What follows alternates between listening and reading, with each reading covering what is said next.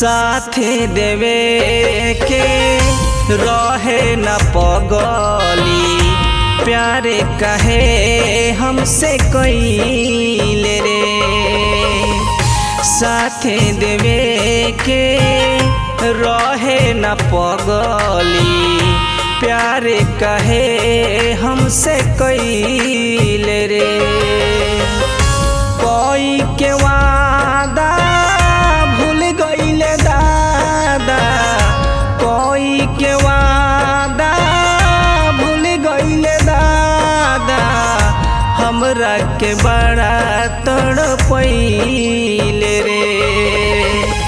साथे देवे के रहे न पगली, प्यारे कहे हमसे कइले रे। साथे देवे के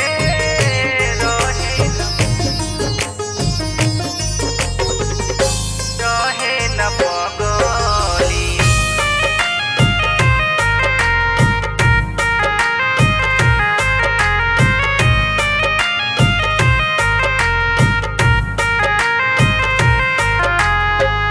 धाई के हाथ से हाथ छोड़लू, कुछ समझे न आवे।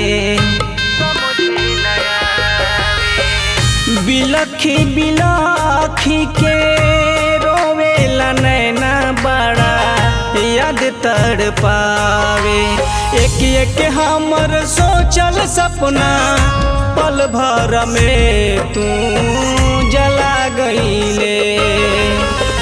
साथे देवे के रहे न पगली, प्यारे कहे हमसे कइले रे।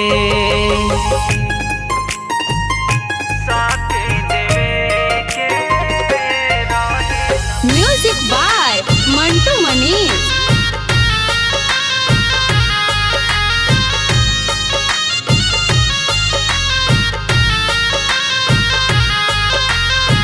सात जन्म के खाके कसम तू तो गइलू भुलाई।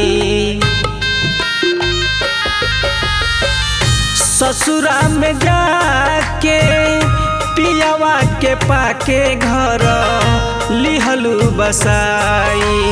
कोई के अति बन तारू सती, ऐसे न ठीक तू कइले रे। साथे देवे के रहे न पगली, प्यारे कहे हमसे कइले रे। साथे देवे के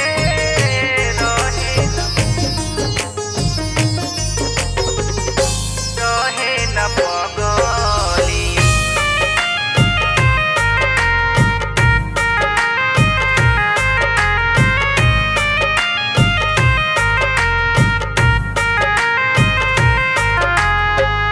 राइटर नितेश से कैसे जान ले लू, दिलवा लगाई।